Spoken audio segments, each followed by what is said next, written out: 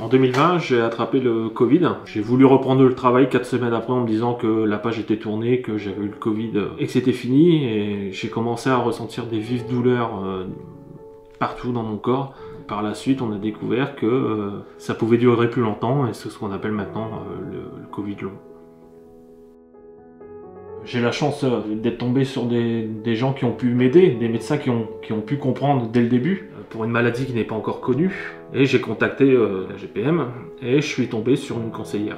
Après j'ai fait un courrier au niveau de Tego, qui m'ont répondu rapidement en me disant que dans les jours qui allaient suivre, ils avaient accusé réception de mon état de santé, de ce qui se passait, et que j'allais être certainement contacté par Madame Dab, donc par une personne qui pourrait m'écouter. Je suis déléguée au service entraide de Tego.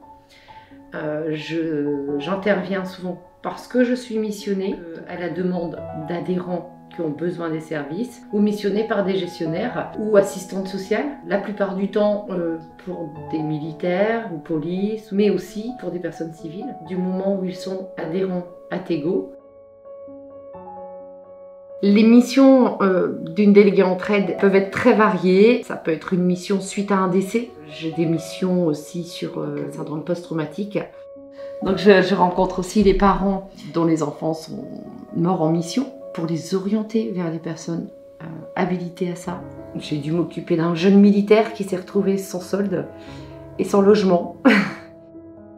Donc là, ça a été une demande d'aide exceptionnelle pour lui payer ses cautions, pour ouvrir ses droits à un logement.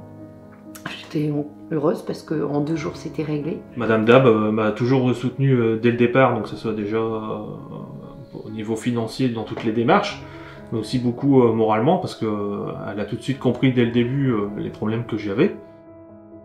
Le suivi est toujours aussi poussé sur le côté moral. Je pense que c'est important de se sentir soutenu et entendu et cru, parce que le Covid long n'est pas forcément cru par tout le monde.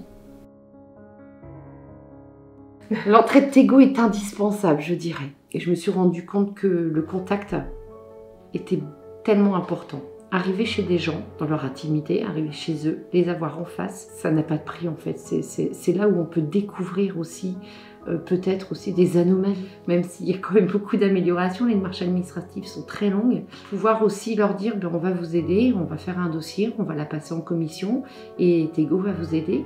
Cette aide, je la trouve admirable parce que quand vous tombez sur un mur en permanence où on vous rejette, là ça a été très simple, c'était juste une explication en disant voilà, j'ai reconnu le Covid long, je tombe sur des obstacles et Tego, ça passe au-dessus des obstacles en fait.